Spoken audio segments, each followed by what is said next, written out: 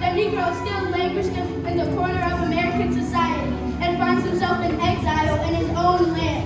And so we come here today to dramatize the shift condition and says we come to our nation's capital, cash a check. When the architects of Africa construct the magnificent work of the Constitution and the Declaration of Independence, they recite the promissory note to which every American is falling. This note provides that all men, yes, black men, well as white men, will be given the unalienable rights of life, liberty, and the personal happiness.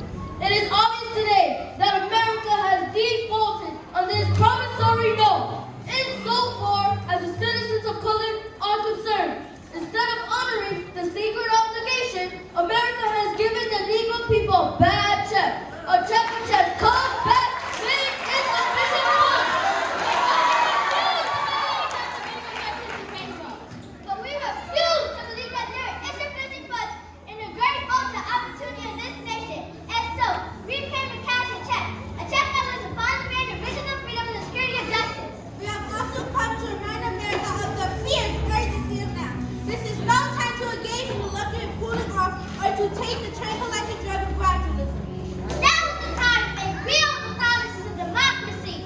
Now is the time to rise from the dark and desolate valleys of segregation to the sunlit path of racial justice. Now is the time to lift our nation from the quicksand of racial injustice to the solid rock of brotherhood. Now is the time to make justice a reality for all God's children. Let us go.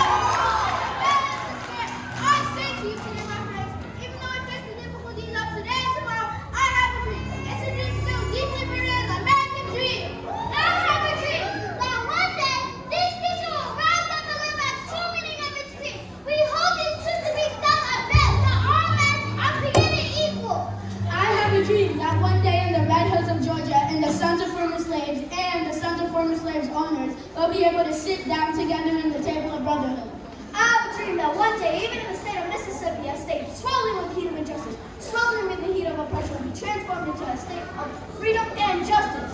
I have a dream that my school children will one day live in a nation where they will not be judged by the color of their skin, but by the content of their character. I have a dream today.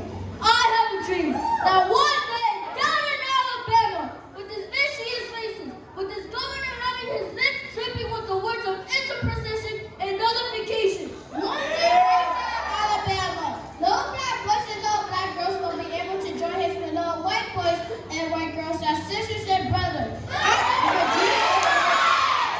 have a dream that one day every valley shall be exalted, every hill and every mountain shall be made low, every rough place should be made plain, and every crooked place should be made straight. This is our hope. This is our hope that I will go back to the Southland.